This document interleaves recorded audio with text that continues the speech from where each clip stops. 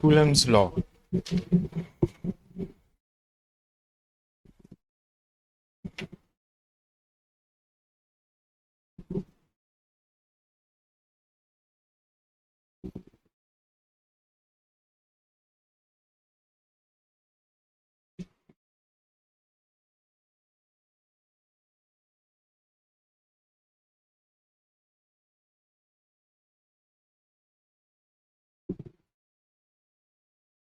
So you can write Coulomb's law is for finding force of interaction.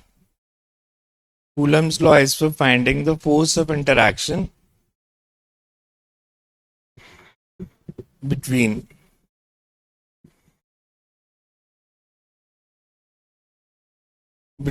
two point charges at rest. Force of interaction between 2 point charges at rest.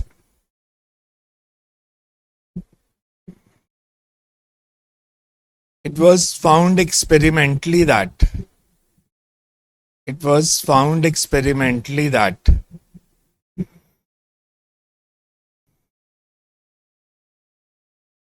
the magnitude of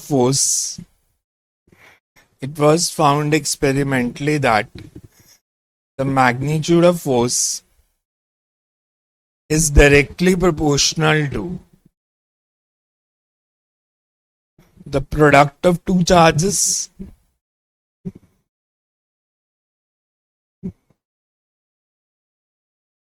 and inversely proportional to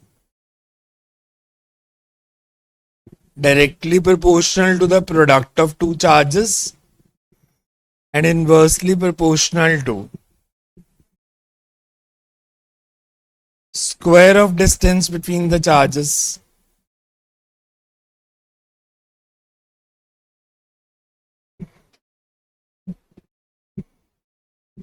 and inversely proportional to square of distance between the charges. For example, if two static charges q1 and q2 are separated by distance r, then Coulomb's law. If two static charges q1 and q2 are separated by distance r, then Coulomb's law implies that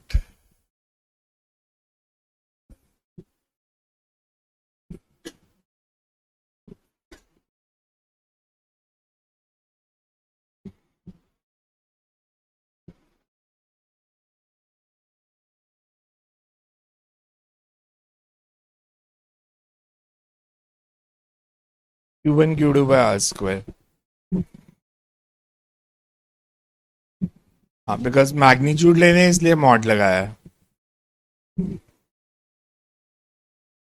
कुछ books ने Q1 Q2 के ऊपर अलग भी mod लगाया, हो सकता है वैसे भी लिख सकते हो. मतलब कुछ बुक्स ऐसे भी लिखती हैं इसको.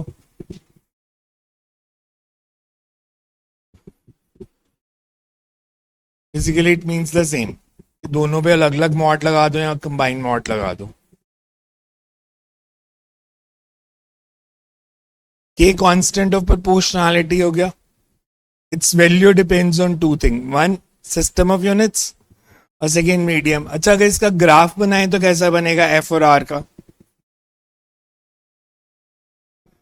अगर डिस्टेंस को डबल किया तो फोर्स बिकम्स 1/4 आर स्क्वायर है ना. अगर 3 टाइम्स करेंगे तो 1/9. तो अगर मैं इसका ग्राफ बनाऊं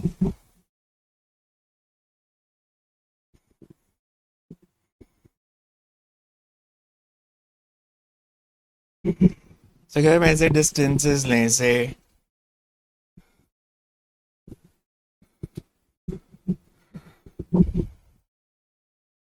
अगर मेरे पास है कि फोर्स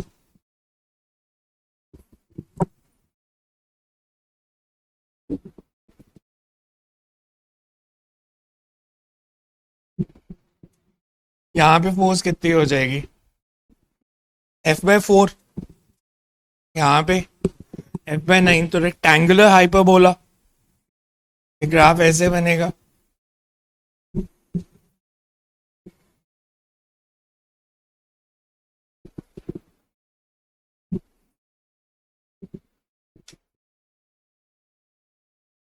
कि डिस्टेंस डबल होता जाएगा and F tends to zero when वो जीरो कब हो जाएगी, when R tends to infinity. Infinity पे जाके मीट करेंगे वो दोनों axes. So you can write graph बना लो साथ में, then will write K is constant of proportionality. Graph बना लो पहले। स्कूल एग्जाम्स में ग्राफ्स काफी आते हैं बोर्ड में, तो ग्राफ सारे ध्यान से देखना। मैथ्स के स्टूडेंट्स तो खुद भी बना सकते हैं बिकॉज आपका चैप्टर है फंक्शंस एंड ग्राफ्स का, कि अगर फंक्शन दिया हो तो ग्राफ बनाना है। 12th में होगा बट कर लोगे ना, मतलब आपको ग्राफ तो आपको तो आते हैं बनाने, प्लस नॉन मेडिकल को तो।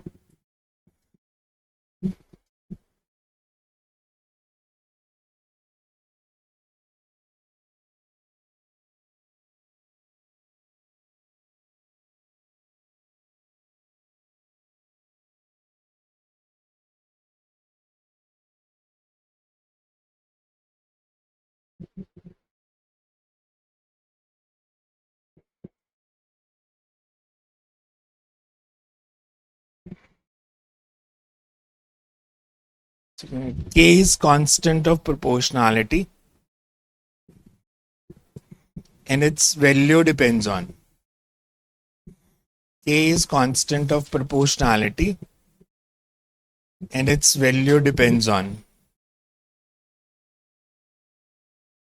A part. System of units selected.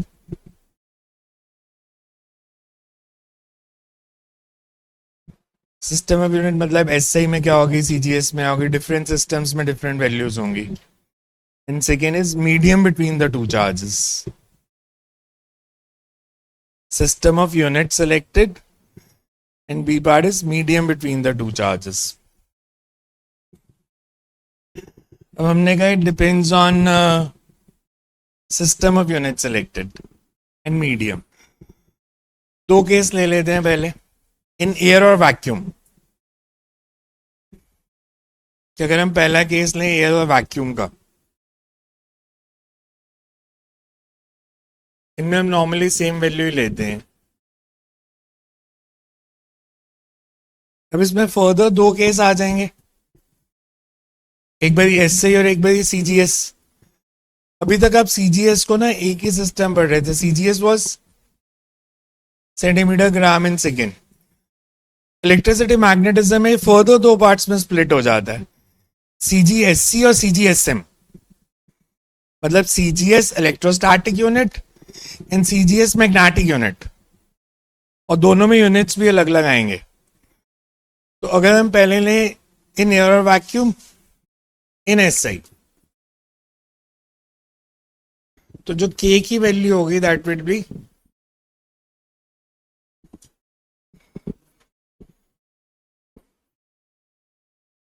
Constant की वैल्यू याद रखनी पड़ेगी आपको।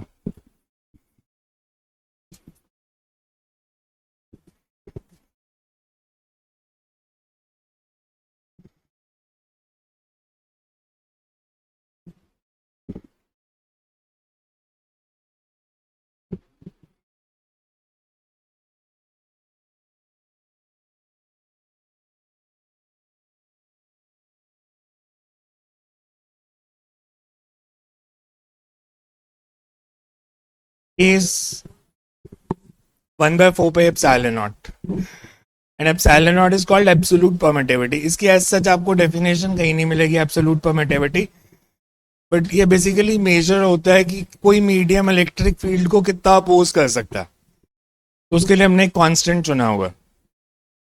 इसकी वैल्यू जो होगी वैक्यूम के लिए थी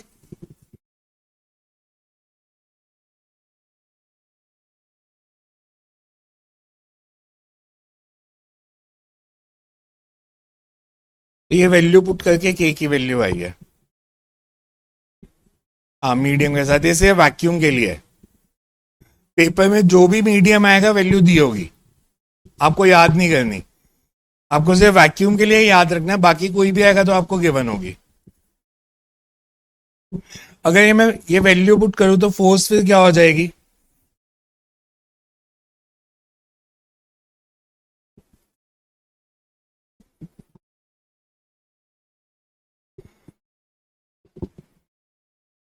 this is force between two charges in vacuum. के की वैल्यू पुट कर दी। अगर मीडियम है तो सिर्फ यहाँ पे एप्सिलॉन नॉट की जगह we will put epsilon M. Epsilon M will be permittivity of medium, तो वो जो भी होगा वो आपको वैल्यू दी होगी।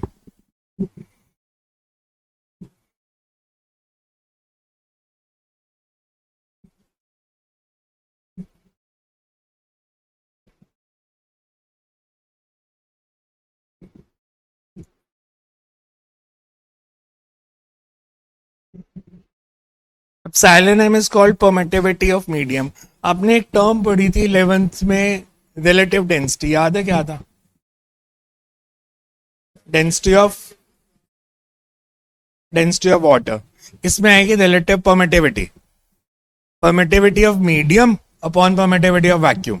उसमें वाटर के साथ कंपेयर किया था, इसमें वैक्यूम के साथ कंपेयर करेंगे। तो इसको हम ऐसे भी लिख सकते हैं,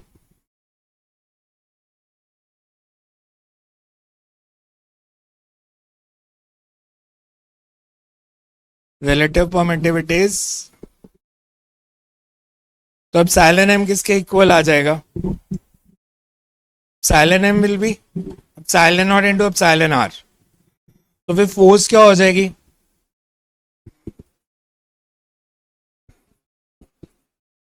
यहां तो अब ऐसे लिख दो, और अगर रिलेटिव परमिटिविटी की टर्म में लिखें तो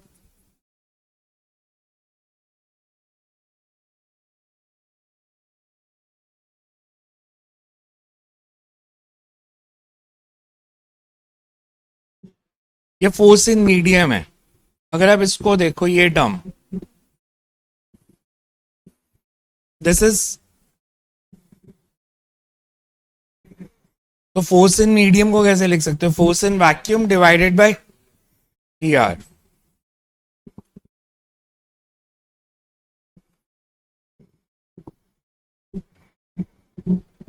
constant is 1/4 pi epsilon not अगर वैक्यूम है, force in vacuum.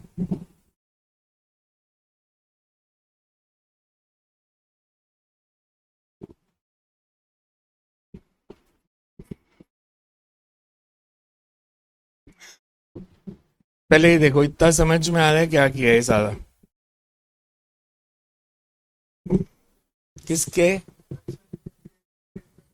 10⁻⁻12 Newton -1 metre -2 coulomb square.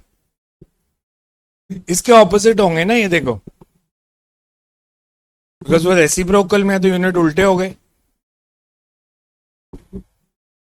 इसको ध्यान से देख लो, बिकॉज सारा चैप्टर ये कांस्टेंट तो पूरे चैप्टर में चलेंगे अब अगले 20 दिन।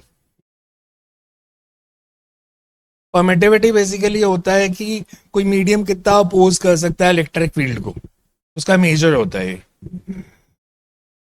अगर मैं आपसे बोलूं रिलेटिव परमिटिविटी को डिफाइन कर दो तो कैसे कर सकते हो? यहां से कर सकते हो, इस लास्ट इक्वेशन से, रिलेटिव परमिटिविटी को। अब एप्सिलॉन आर किसके इक्वल है? इसको हम बोलते हैं epsilon. Force in vacuum upon force in medium. तो अगर पेपर में लिखना हो तो क्या लिखे होगे? बस ये लिखे होगे, force in vacuum upon force in medium. It is the ratio of force between two charges in vacuum to the force between same two charges placed same distance apart in some medium. Because Q1, Q2 और R को तो same रखना है ना। Force between two charges in vacuum to the force between same two charges placed same distance apart in some medium, that is epsilon R. यहां तक note कर लो, लिखा देता हूँ ये डेफिनेशन भी ऊपर करो।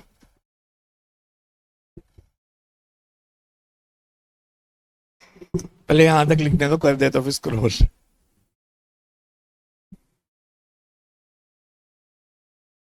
नहीं, 11th में नहीं यूज होता।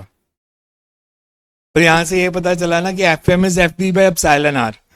तो जैसे वाटर के लिए एप्सिलॉन आर 80 है, तो वाटर में फोर्स 80 टाइम्स कम हो जाएगी। केमिस्ट्री में आपने शायद पढ़ी, आर्हीनस थ्योरी ऑफ इलेक्ट्रोलिसिस। बढ़िया आर्हीनेस थ्योरी।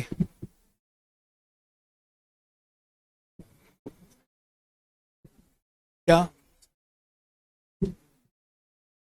कूलम्स लॉ ही एक्सपेरिमेंटल है, इसीलिए मैंने सबसे पहले लिखा experimentally it was found that.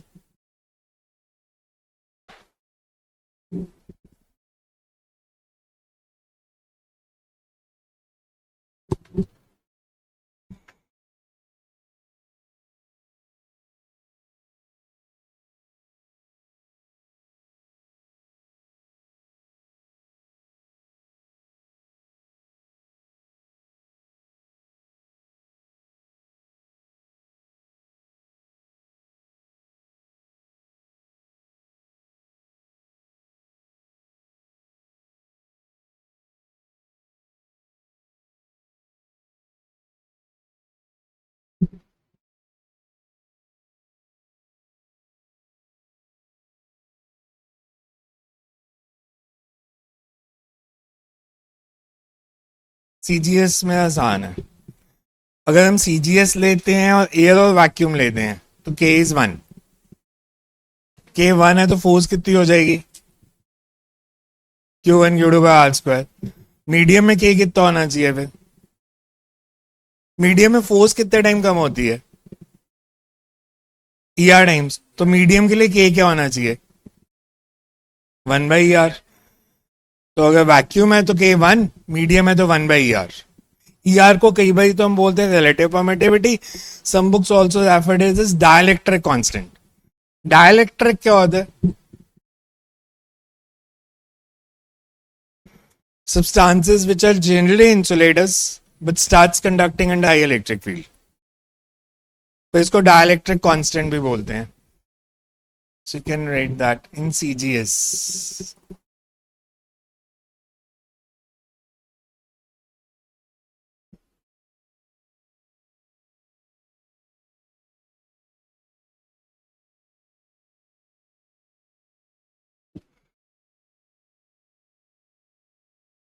से के यूनिट्स होंगे,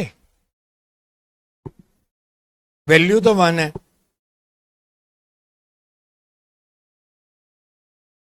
यूनिट तो होंगे, न्यूटन की जगह टाइम।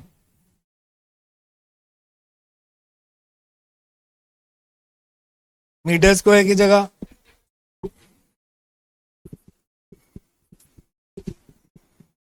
कूलम की जगह।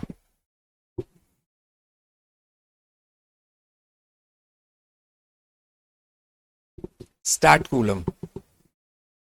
कन्वर्जन भी लिखाता हूं मैं अभी इसकी। आपको पेपर में, बोर्ड में सारा सीजीएस सिस्टम दे दे वो, आपको एसआई में ही सॉल्व करना है, नहीं तो नंबर कटते हैं सीबीएसई में। मतलब कोई भी न्यूमेरिकल पूरे फिजिक्स के सिलेबस में सीजीएस में सॉल्व नहीं करना। बोर्ड एग्जाम की पहली कंडीशन है कि question must be solved in SI only. तो कहीं पे भी सीजीएस दिया, पहले उसको एसआई में कन्वर्ट करके फिर सॉल्व करोगे।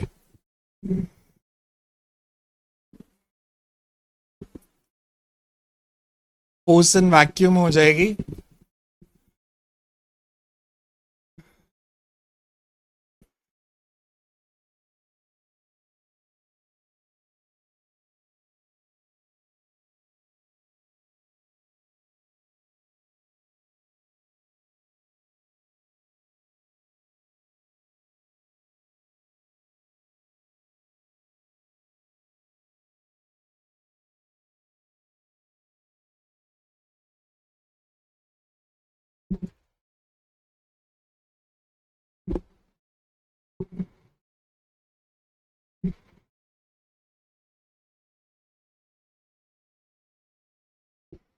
F B is Q one Q two by R square. कहां पे? Stat C. कोई सिंबल नहीं होता, स्टैट सी लिखना होता।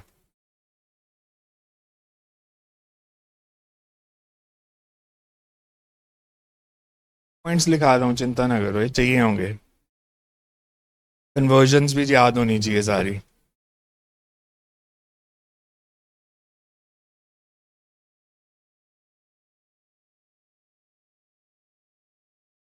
अब इसके नीचे नोट में पॉइंट्स लिख लो जो इंपॉर्टेंट है इस सब के लिए। इसको नंबर कर लो कुछ इक्वेशन को 2.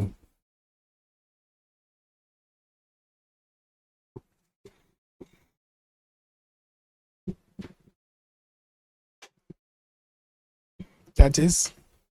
हाँ, इसी के नीचे मैं जितने पूरे सिलेबस में नोट ले आऊंगा ना, सारे कंसेप्चुअल जो बोर्ड में आएंगे, एमसीक्यूज में आएंगे, उनके आंसर ही होते हैं वो. तो नोट वाले पॉइंट हमेशा अच्छे से याद रखना, चाहे डिफरेंट कलर में लिख लो, रेड कलर से, because note is always important.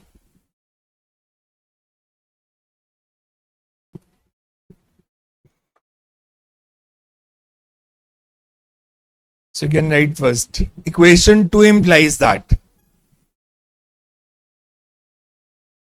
Equation 2 implies that force in medium is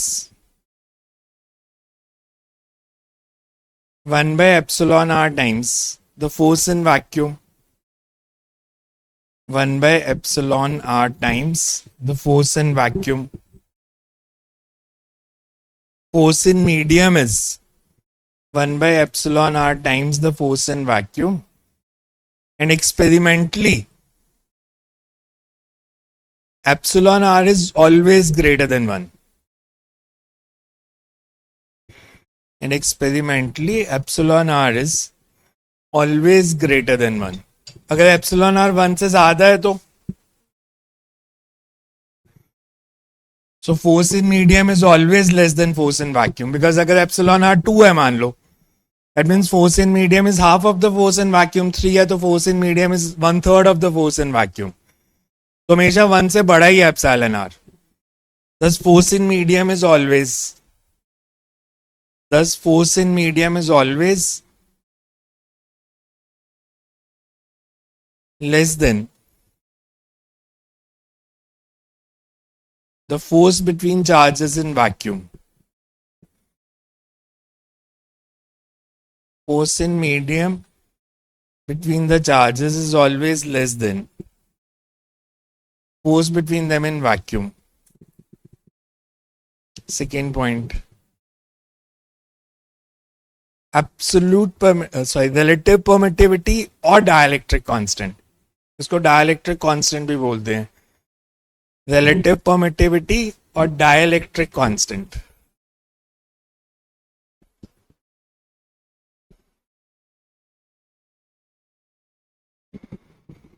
is defined as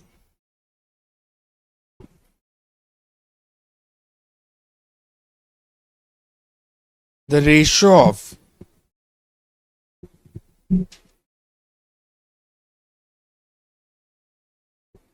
force between charges in vacuum, ratio of force between charges in vacuum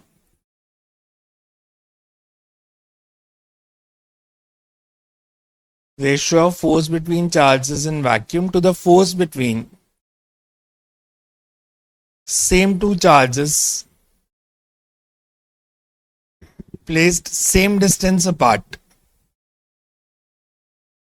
Ratio of force between two charges in vacuum to the force between same two charges placed same distance apart in some medium.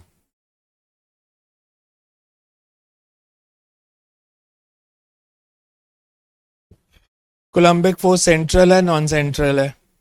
Central force कौन सी होती थी? Which acts along the line joining, so it's a central force. So you can write the third point. Coulomb's force is a central force. आपने जितनी forces पढ़नी है accept nuclear सब central ही हैं. Coulomb's force is a central force, which implies that it always acts along the line joining the two particles. इसका मतलब क्या हुआ? Line joining the two particles मतलब ये लाइन ज्वाइनिंग होगी. It always acts along line joining the two particles. Attractive force है तो ऐसे मार्क कर देंगे अलोंग द लाइन. रिपल्सिव है तो ऐसे मार्क कर देंगे, but it will be always along the line.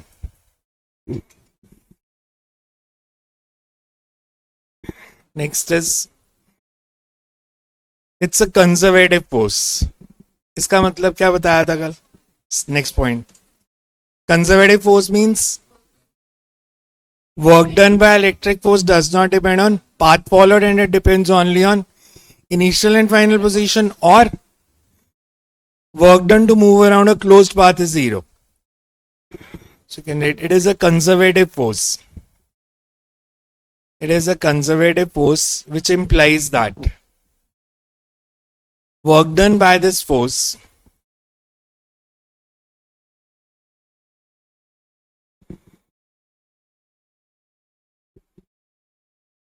to move a body, work done by this force to move a body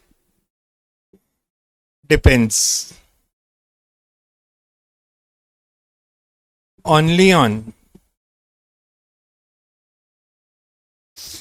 initial and final position and not on the path followed. Only on initial and final position and not on the path followed. Work done by this force depends only on initial and final position and not on the path followed. Or work done to move around closed path is zero. Work done by this force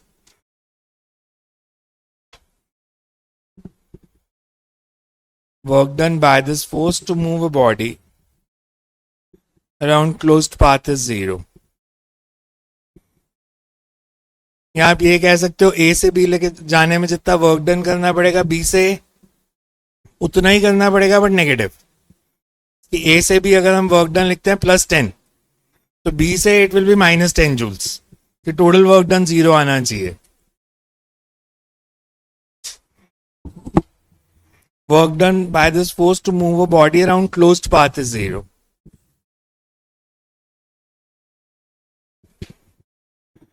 सैचुरेटिव force है, non सैचुरेटिव है. सैचुरेटिव force क्या होती है और non सैचुरेटिव क्या होती है?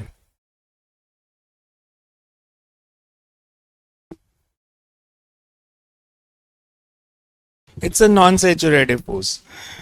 नॉन सैचुरेटिव फोर्स का मतलब होता है सैचुरेशन और नॉन सैचुरेशन. सैचुरेशन केमिस्ट्री में कहीं यूज किया वर्ड? सैचुरेटेड सॉल्यूशन मतलब क्या था? उससे ज्यादा ऐड नहीं हो सकता. इसमें सैचुरेटिव फोर्स का मतलब होता है कि मान लो ये चार्ज्ड है. अगर इलेक्ट्रिकल फोर्स सैचुरेटिव होती, इसके आसपास से 100 पार्टिकल्स और हैं जो चार्ज्ड हैं. अगर सैचुरेटिव फोर्स है तो 100 के 100 इस पे फोर्स नहीं लगा सकते, कुछ लिमिटेड नंबर ही लगा सकते हैं, 6, 7, 8, 9. तो इलेक्ट्रोस्टैटिक फोर्स नॉन सैचुरेटिव है. मतलब अगर एक चार्ज पार्टिकल के आसपास में 5 से ज्यादा पार्टिकल भी रख दूंगा तो सब उस पर फोर्स लगाएंगे. फिजिक्स में एक न्यूक्लियर फोर्स आती है जो सैचुरेटिव होती है. ग्रेविटेशन भी नॉन सैचुरेटिव थी. अगर आप यहाँ पे बैठे हो तो वर्ल्ड में जितने भी मासेस हैं सब आप पे फोर्स लगा रहे हैं अभी. इसीलिए आपने क्वेश्चन पढ़ा था, you can not move your finger without disturbing the universe. Because अगर आप अपना हाथ हिलाते हो तो इसका डिस्टेंस चेंज हो गया सारे स्टार्स और प्लैनेट से. मतलब फोर्सेस भी बदल गई. फोर्सेस बदल गई मतलब आप यूनिवर्स को डिस्टर्ब कर रहे हो हिलते हो तो. इलेक्ट्रोस्टैटिक फोर्स नॉन सैचुरेटिव है. इसके आसपास जितने भी चार्ज पार्टिकल हैं सब इस पे फोर्स लगाएंगे. And it obeys the superposition principle. Superposition principle waves में पढ़ा था आपने, क्या था? हमने कहा था कि अगर एक से ज्यादा वेव है तो जो रिजल्टेंट डिस्प्लेसमेंट है वो वेक्टर सम होती है. फिजिक्स का जनरल सुपरपोजिशन प्रिंसिपल होता है जो आप 11 से यूज करते हो. अगर किसी बॉडी पे 4 फोर्सेस लग रही हैं साइमल्टेनियसली, जैसे इंक्लाइन प्लेन पे बॉडी पड़ी है, नॉर्मल रिएक्शन लग रहा है, वेट लग रहा है, फ्रिक्शन लग रही है, तो नेट फोर्स कैसे निकालते थे? Vector sum. तो कूलम्बिक फोर्सेस ओबे सुपरपोजिशन प्रिंसिपल. एक चार्ज पार्टिकल पे अगर 10 पार्टिकल फोर्स लगा रहे हैं तो सबका मैग्नीट्यूड और डायरेक्शन निकाल लो इंडिविजुअली, तो जो टोटल फोर्स होगी उन सबका vector sum. It obeys superposition principle. कि नेट फोर्स निकालनी है तो add individual forces vectorially. Parallelogram law और ट्रायंगल लॉ, 2 मेथड थे. एक तो पैरेललोग्राम ट्रायंगल लॉ, दूसरा हम कंपोनेंट्स बनाते थे. तो इसलिए मैंने कहा था वेक्टर्स आने चाहिए +2 के लिए.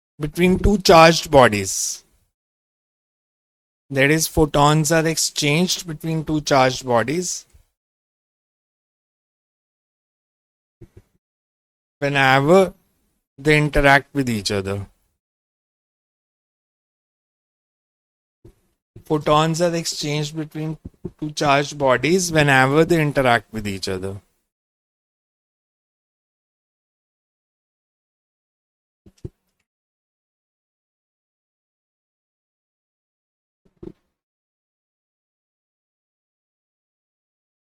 मतलब अगर एक Q1 Q2 पे फोर्स लगा रहा है तो इसका ये तब लगती है जब Q1 का फोटोन Q2 में जाएगा, Q2 का फोटोन Q1 में आएगा. वो फोटोन बदलते हैं एक दूसरे के साथ.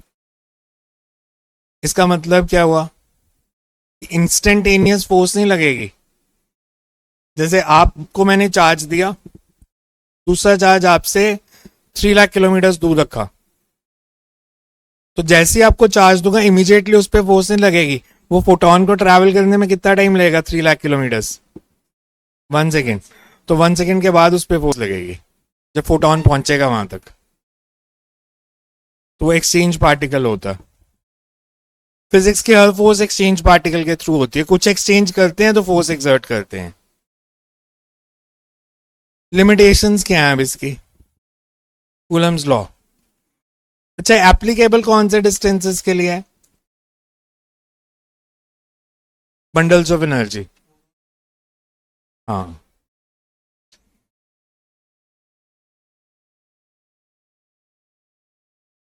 तो फिर परमिटिविटी ज्यादा हो जाएगी ना एप्सिलॉन आर. एप्लीकेबल ये होता है फॉर ऑल पॉसिबल डिस्टेंसेस अभी तक जो हमें पता. मतलब इवन इनसाइड द न्यूक्लियस. जैसे Coulomb's law is applicable from, जो हमने टेस्ट किया experimentally, from 10⁻⁻15 metre to few thousand kilometres. तो ये लॉ एप्लीकेबल है. दो मेन लिमिटेशंस आती हैं जो हमने शुरू में डेफिनेशन में लिखी. एक, this is applicable for point charges. अब सोचो अगर मेरे पास दो स्फीयर्स हैं और वो पॉइंट नहीं है, दो कंडक्टिंग स्फीयर्स. एक हमने कूलम्स लॉ से फोर्स निकाली, एक एक्चुअल फोर्स निकाली. बिकॉज स्फीयर है तो सेंटर ऑफ मास हमें पता है. अगर मैं डायग्राम बनाऊं तो आप ऐसे समझो.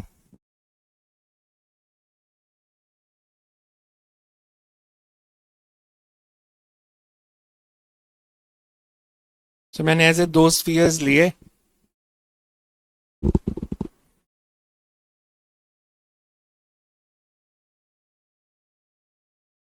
इनके बीच में जो डिस्टेंस है इनके सेंटर्स में, दैट्स आर.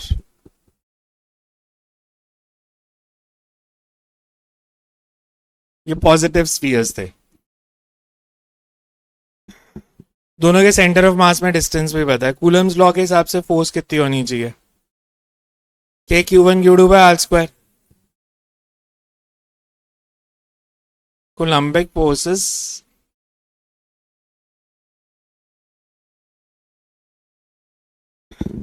बट अगर ये पॉइंट चार्जेस नहीं है तो एक्चुअल में ऐसे होगा. अगर ये दो कंडक्टिंग स्फीयर्स हैं,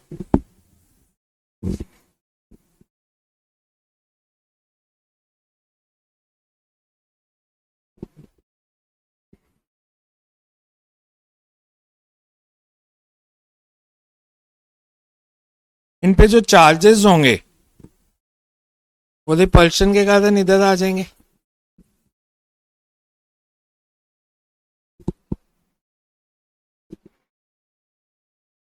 तो centre of mass of positive charge किधर होगा? सेंटर पे या थोड़ा सा लेफ्ट साइड हो जाएगा? इन पॉजिटिव चार्जेस का सेंटर एक्चुअल सेंटर की जगह यहां पे कहीं आ जाएगा, और इन पॉजिटिव चार्जेस का, तो इफेक्टिव डिस्टेंस बिटवीन चार्जेस बढ़ गया. ये एक्चुअल डिस्टेंस था सेंटर्स में, पर जो इफेक्टिव डिस्टेंस है हम इसको कह सकते हैं ये इफेक्टिव डिस्टेंस हो गया.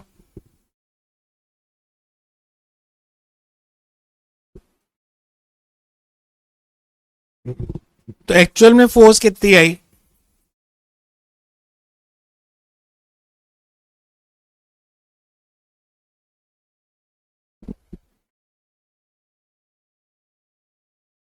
तो फोर्स इससे बड़ी कम हो गई, एक्चुअल फोर्स कम हो गई अगर ये पॉइंट चार्ज नहीं माना हमने इसे तो। अब आप सोचो, ये जेई में जो नीट दोनों में क्वेश्चन आया था, जेई में आया था दोनों पॉजिटिव है, नीट में आया था एक पॉजिटिव एक नेगेटिव है। दोनों पॉजिटिव है या दोनों नेगेटिव है तो अफेक्टिव डिस्टेंस बढ़ेगा, फोर्स कम हो जाएगी। अगर एक पॉजिटिव एक नेगेटिव स्फीयर होता तो वो अट्रैक्ट करते, इफेक्टिव डिस्टेंस कम हो जाता और फोर्स बढ़ जाती। तो कूलम्स लॉ की लिमिटेशन है कि सिर्फ पॉइंट चार्जेस के लिए ही लगाना है। नॉन पॉइंट, इस फिनोमेना को हम कहते हैं दीज आर इंडक्टिव इफेक्ट्स, कि वो इंडक्शन के कारण चार्जेस अट्रैक्ट या रिपेल हो रहे हैं, तो उनमें या तो डिस्टेंस बढ़ रहा है या उनमें डिस्टेंस कम हो रहा है, तो उससे फोर्स भी बदल रही है। तो पॉइंट मान लेंगे तो फिर हमें इंडक्टिव इफेक्ट्स लेने की जरूरत नहीं है। Second, limitations of Coulomb's law.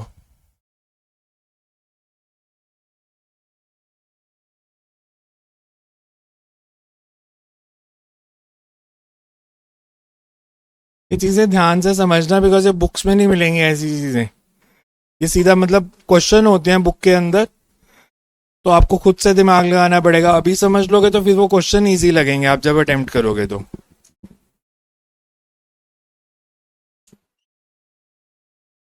This is applicable only for point charges because this is applicable for point charges because if the charges are not point charges, then if the charges are not point charges, then due to attraction और repulsion, मतलब दोनों positive है, एक positive negative है, due to attraction और repulsion between charges,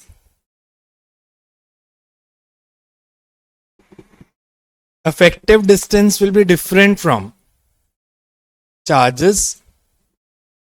Effective distance is different from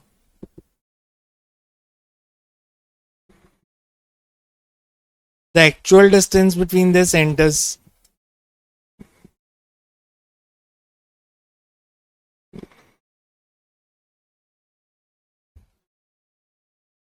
Between their centers.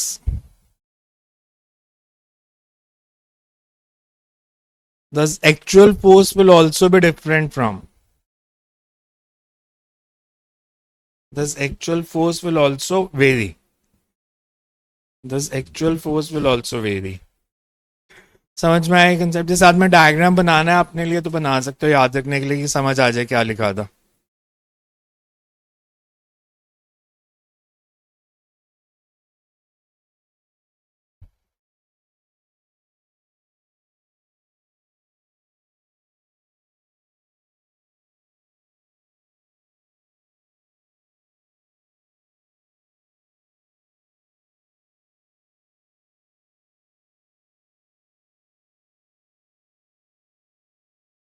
Are effective को थोड़ा सा ज्यादा दिखा देना।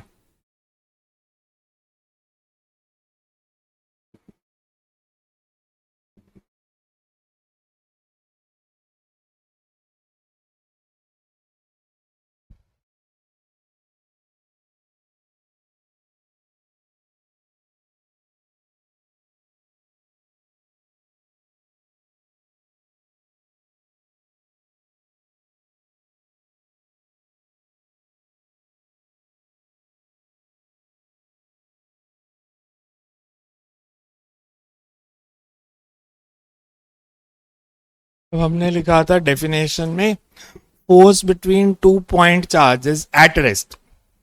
पॉइंट चार्जेस का रीजन आ गया कि लिमिटेशन है, रेस्ट क्यों नहीं? इलेक्ट्रोस्टैटिक्स में पढ़ना है इसलिए रेस्ट नहीं ना, कोई रीजन भी तो होना चाहिए कि अगर मूव करेगा तो फोर्स क्यों बदलेगी। आपने एक चीज पढ़ी थी फर्स्ट लेक्चर में कि जब चार्ज पार्टिकल मूव करता है तो वो मैग्नेटिक फील्ड जनरेट करता है। तो अगर वो मूव करेगा तो दो फोर्सेस एक्ट करेंगे, एक इलेक्ट्रोस्टैटिक और एक मैग्नेटिक। तो जो टोटल फोर्स चार्ज पार्टिकल पे एक्ट करेगी that is vector sum of electric and magnetic force, that's not given by Coulomb's force. Because फिर मैग्नेटिक फोर्स भी आ जाएगी. तो इसलिए हमने मान लिया कि चार्ज पार्टिकल रेस्ट पे है क्योंकि वो कोई मैग्नेटिक फील्ड जनरेट नहीं कर रहा. Second right. Second is it is applicable for charges at rest because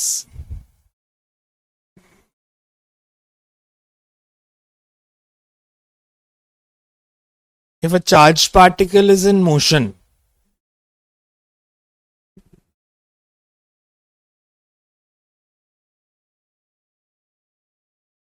it will generate magnetic field.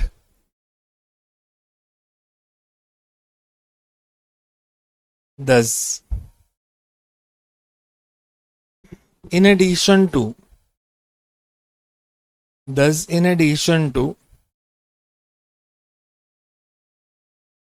electric force,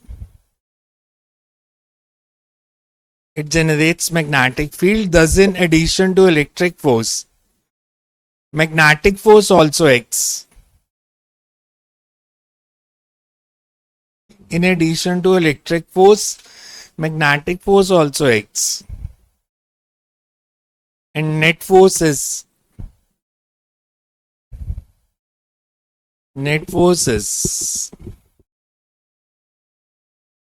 vector sum of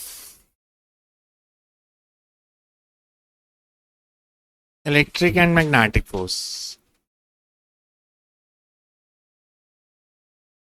Electric and magnetic force. Net force is F electric plus F magnetic.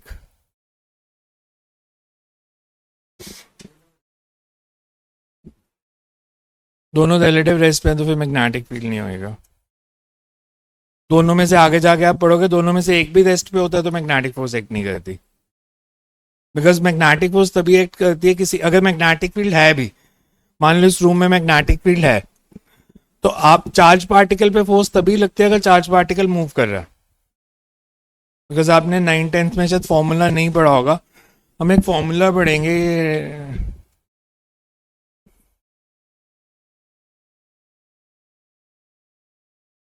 12th में. तो अगर V 0 होता है तो force act नहीं करती, magnetic field हो तो भी. तो दोनों में से एक भी रेस्ट पे होगा तो मैग्नेटिक फोर्स नहीं लगेगी. मीडियम करे मूव उससे तो इलेक्ट्रिक फोर्स ही वेरी करती है. न्यूमेरिकल लिखो एक. चलो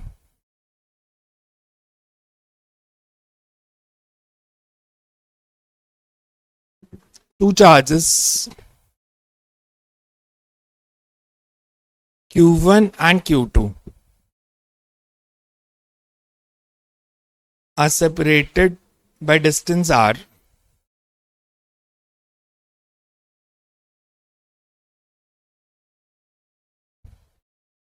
in a medium of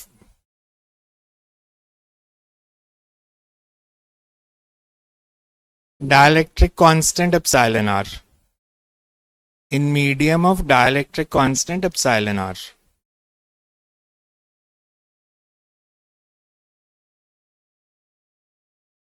Epsilon r.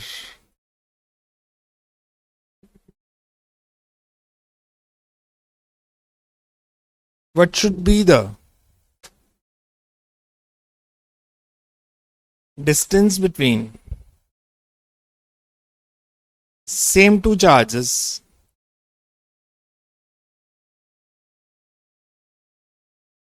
in vacuum so that net force remains unchanged?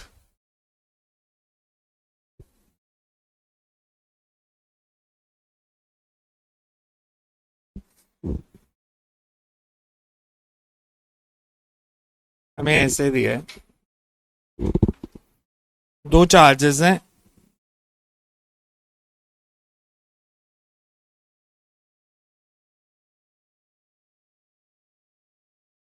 इनके बीच में मीडियम में नेट फोर्स कितनी होगी एसआई में net force 1/4 pi epsilon naught epsilon R Q1 Q2 by R square. हमने बताना है इनको एयर में कितने डिस्टेंस पे रखें ताकि फोर्स सेम ही रहे. तो एयर में डिस्टेंस बढ़ाना पड़ेगा, कम करना पड़ेगा?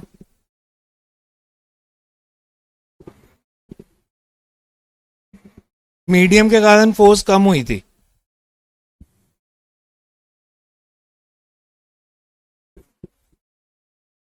देख लो, एयर में मैंने रखा तो डिस्टेंस को रखना पड़ेगा आर डैश। एयर में फोर्स कितनी होगी? 1/4 pi epsilon naught Q1 Q2 by R dash कर। मैंने कहा फोर्स दोनों में सेम है तो इक्वेट कर देते हैं, तो आर डैश की वैल्यू आ जाएगी। Force between two charges in medium,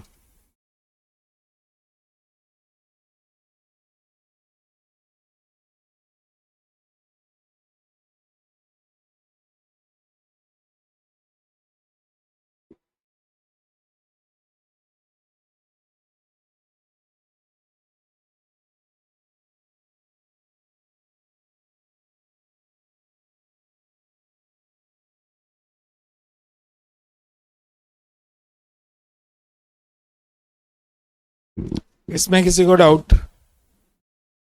clear है? इसको कर देते हैं number 1। Force between same two charges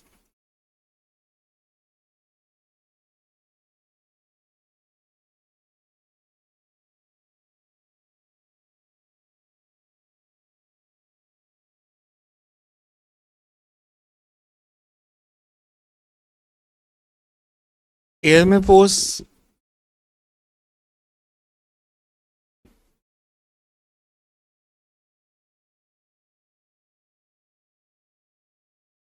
में क्वेश्चन में क्या फोर्स सेम है तो फर्स्ट और सेकंड को इक्वेट कर दो।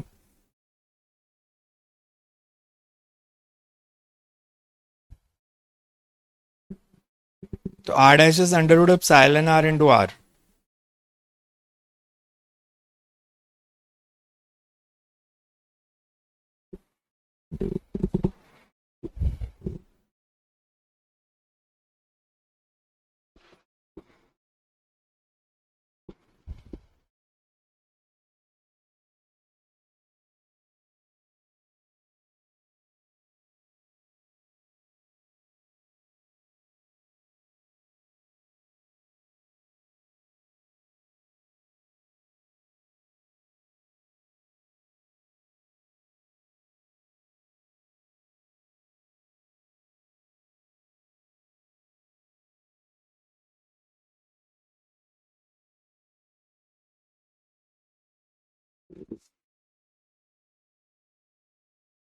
रटा होना चाहिए रिजल्ट।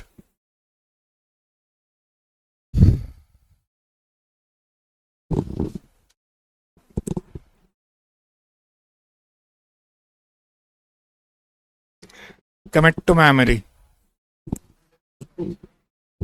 आ रहा है।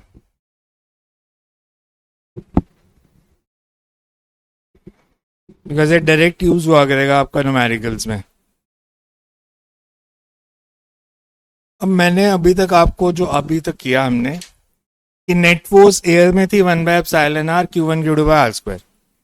मीडियम में एप्सिलॉन आर से डिवाइड हो गई। अब अगर मैं आपसे बोलूं दो मीडियम फिल कर दिए अलग अलग, जैसे सिस्टम लिया मैंने, ये कर लिया नोट सबने? कर लो इसको पहले।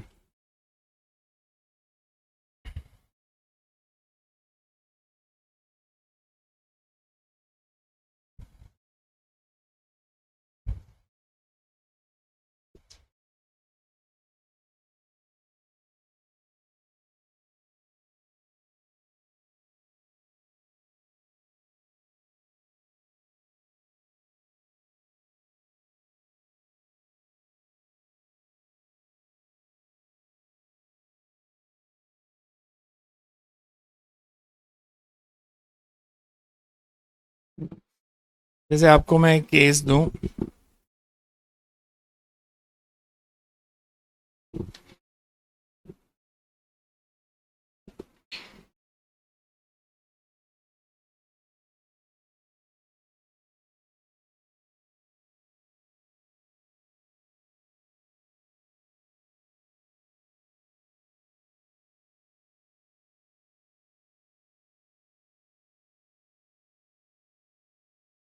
एयर में इनके बीच में फोर्स कितनी होगी एयर में 1/4 pi epsilon naught Q1 Q2 by R square medium होता तो 4 पे एप्सिलॉन नॉट एप्सिलॉन आर। अब मैंने क्या किया मैंने इसमें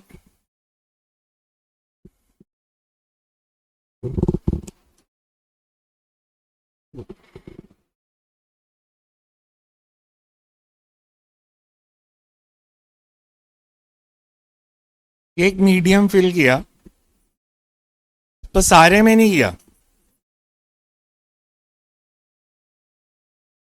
पोल में से टी रीजन में उसमें क्या चेंज आएगा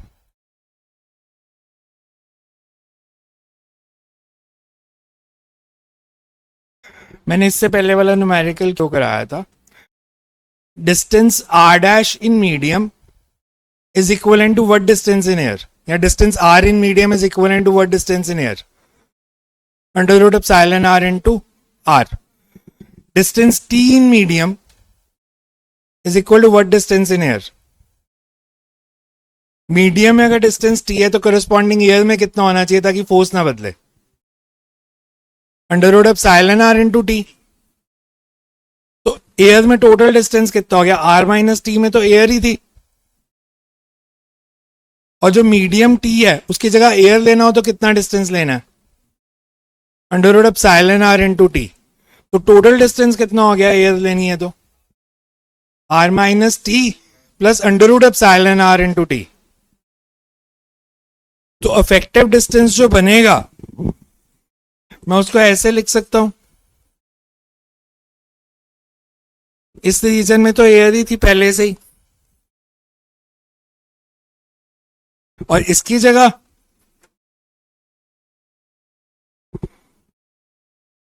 तो फोर्स कितनी हो जाएगी फिर ये एयर का डिस्टेंस है तो फॉर्मूला इज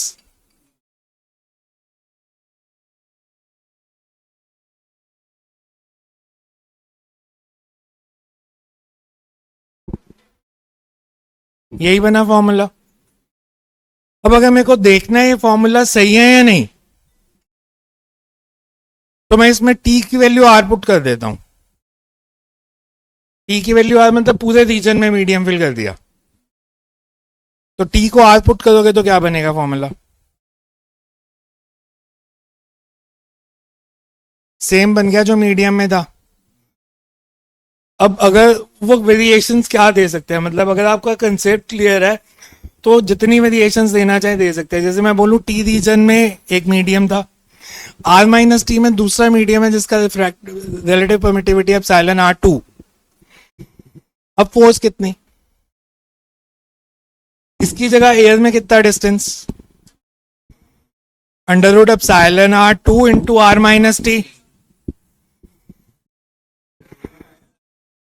1 इंटू टी वो यहां पुट कर देंगे वो जितने मीडियम डालते जाएंगे आपसे वैल्यूज पुट करते जाओ उनकी कि उसकी जगह एयर लेनी हो तो कितना डिस्टेंस लेना है ठीक है इसको लिखे न्यूमेरिकल की फॉर्म में ये भूल जाएगा पक्का नहीं तो you can right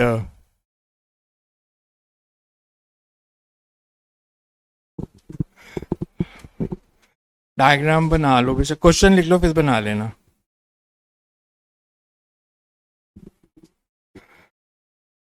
Second, right, find the force between 2 point charges.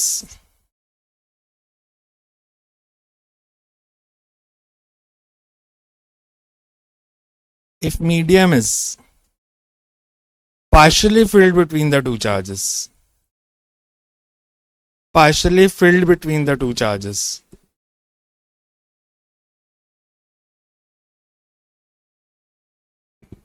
कुछ नहीं है कंसेप्ट क्लियर है तो कुछ नहीं है इसको हम कहते हैं जे एडवांस लेवल है क्या है इसमें अब जे एडवांस लेवल है अगर आपको कंसेप्ट क्लियर है तो आपको सिर्फ डिस्टेंस ही तो सब्स्टिट्यूट करना है एयर मीडियम की जगह एयर का डिस्टेंस सब्स्टिट्यूट कर दो क्योंकि बुक्स में नॉर्मल फॉर्मूला दिया होता है आप कोई भी बुक पढ़ोगे तो उन्होंने पूरे में मीडियम फिल कर दिया तो उन्होंने थोड़ी सी वेरिएशन दे दी कि पूरे में फिल नहीं किया आधे में किया 1/4 में किया तो टी की वैल्यू दे देंगे वो कोई और सॉल्व कर दो बस Find the force between two charges in medium if medium is partially filled between two charges as shown in figure. साथ में डायग्राम बना लो as shown in figure. Because आज से फिजिक्स प्रॉपरली शुरू हुई है, तो जो भी चीज समझना है कल लेके आना डाउट्स में.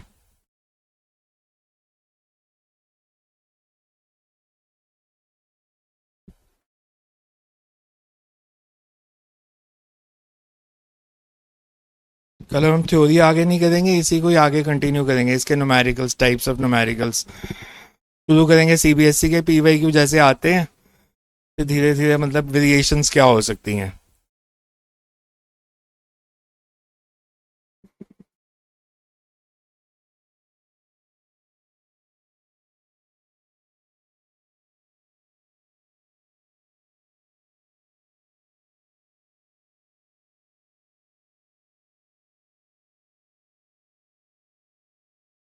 We can rate as proved in previous numerical.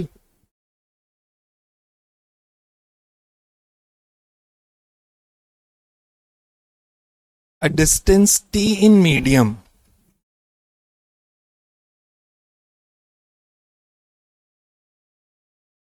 is replaced by a distance t in the medium is replaced by distance under root epsilon r into t in air.